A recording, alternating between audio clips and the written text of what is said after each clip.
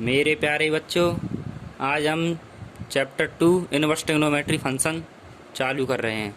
इसमें हम आपको बताएंगे, पहले आपने पढ़ा होगा ट्रिग्नोमेट्रिक फंक्शन जिसमें हमने पढ़ा था sine theta, cos theta, tan theta, cot theta, cosec theta और सेक थीटा। लेकिन आज हम उसका उल्टा पढ़ेंगे, मतलब इनवर्स ट्रिग्नोमेट्रिक फंक्शन।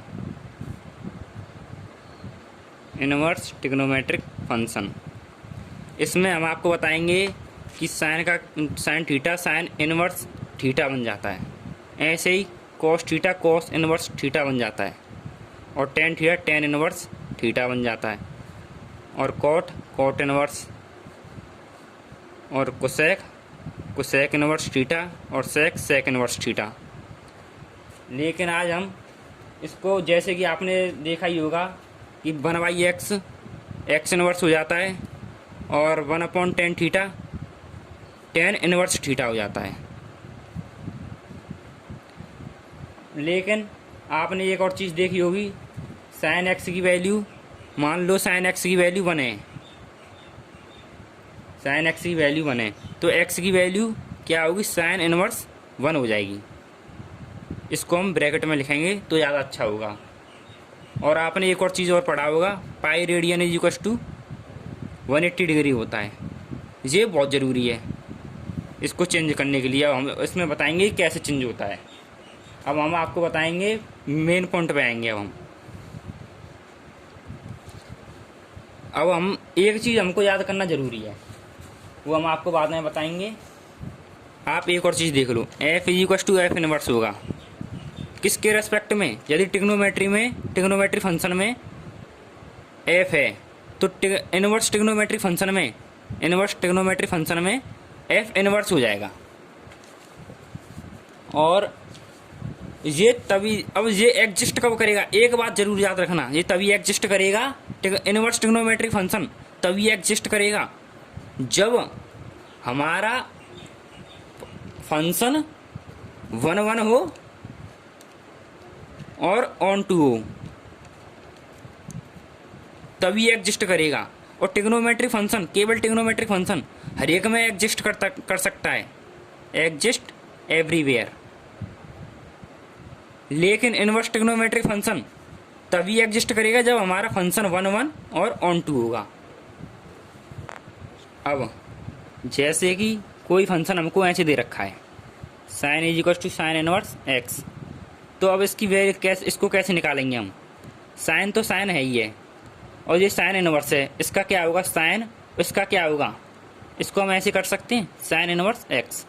अब इसके बाद साइन, ये साइन इनवर्स का मतलब क्या होगा, 1/sin हो जाएगा, और ये एक्स यहीं पर रहेगा, ये कट जाएगा तो केवल एक्स ही बचेगा। तो इसकी वैल्यू क्या आई हमारी, एक्स आई, क्योंकि ये इससे कट जाएगा, ये इससे कट जाएगा क्योंकि ये इनवर्स में, और ये केवल ये बचेगा। आप एक चीज़ हमेशा याद रखना, यदि साइन इनवर्स एक्स है तो ये कभी साइन एक्स इनवर्स के इक्वल नहीं होगा। क्यों नहीं होगा, अब ये हम आपको बताएंगे। हमने ये मान लो ये ले लिया LHS में हमने ये ले लिया, अब हम RHS में इसको लेंगे। तो इसको हम यदि लेंगे, ये क्या है हमारा, ये है साइन एक्स की पावर होल इनवर्स है।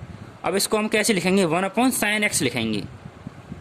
अब इसकी वैल्यू, अब ये इसको साइन इनवर्स अपॉन एक्स आएगा जी, ये are not is equal to LHS, तो हमारा LHS is equal to RHS नहीं होगा।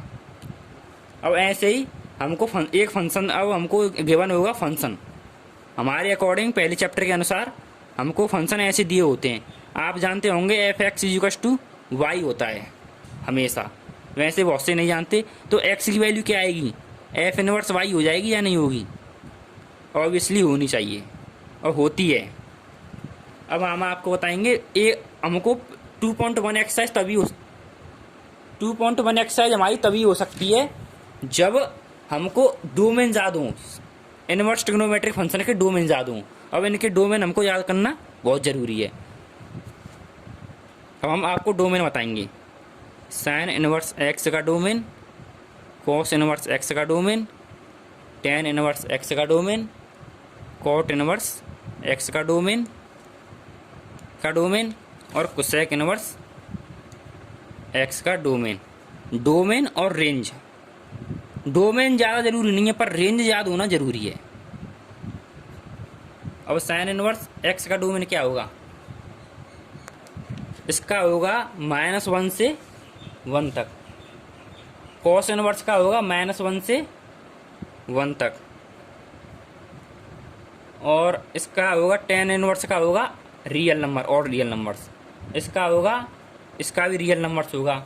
और सेक इनवर्स एक्स का होगा रियल नंबर होगा, लेकिन इसमें -1 से 1 नहीं होगा।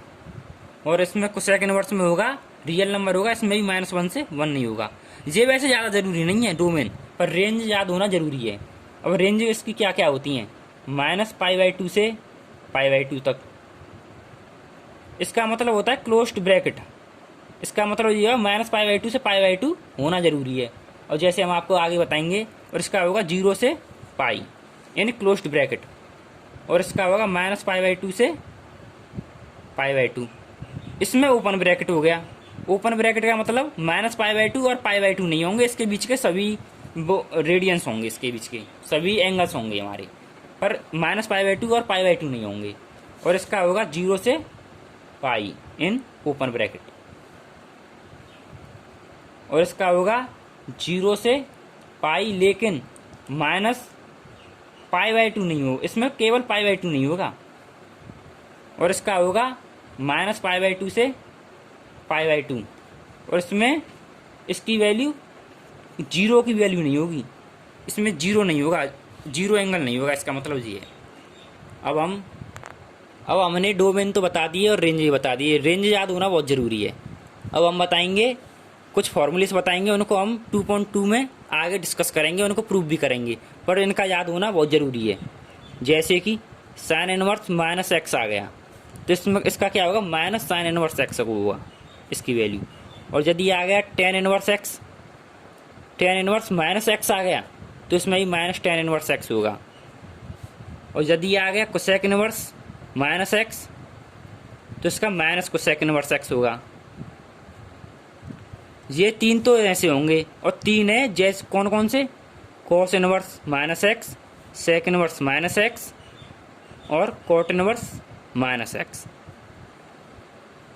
इनकी वैल्यू होगी pi minus cos inverse x, इसकी होगी pi minus sec inverse x, इसकी होगी pi minus cot inverse x। अब हमारे ये फिनिश हो गया। और हम करेंगे, जाएंगे अब हम कुछ एग्जांपल्स करेंगे, 2 एग्जांपल्स। एग्जांपल्स हमारे कौन कौन से हैं? हमने कुछ वैल्यूज़ बताई, कुछ फॉर्मूलेस बताए। अब इनको, ये फॉर्मूलेस ज़रूरी हैं, इनको हम 2.2 में डिस्कस करेंगे, इनको प्रूव भी करेंगे।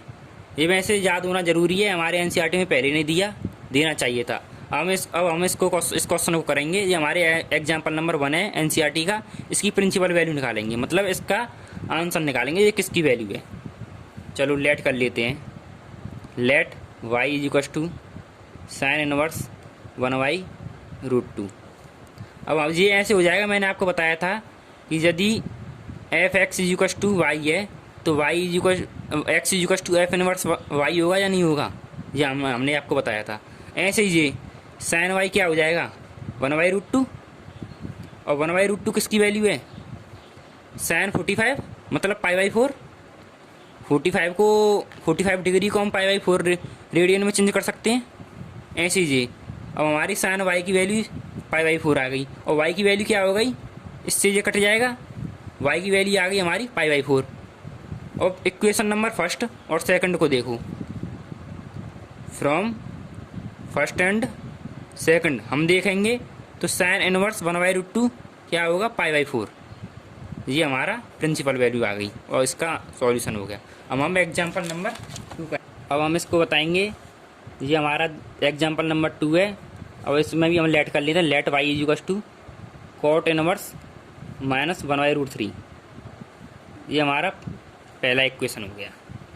अब हम इसको करेंगे y इक्वल टू, हमने पढ़ा था, एक फॉर्मूला पढ़ा था, यदि कॉट इनवर्स माइनस थीटा आ जाए तो ये क्या होता है, pi minus cot inverse theta.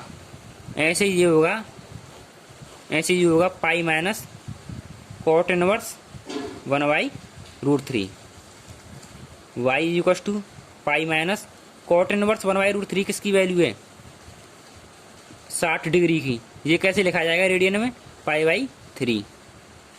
अब हम इसको सॉल्व करेंगे तो ये हो जाएगा 2π/3। ये हमारी इसकी वैल्यू आ गई। ये दूसरी इक्वेशन हो गई from equation first and second. First में और सेकंड में देखेंगे तो कॉट इनवर्स माइनस 1/√3 2π/3 की, इसका आंसर ये हो गया। ये हमारा, ये हमने देखा, ये आंसर तभी होगा जब इसकी रेंज 0 और पाई के बीच में लाई कर रही हो। अब चेक कर लो ये 0 और पाई के बीच में लाई कर रही है कि नहीं।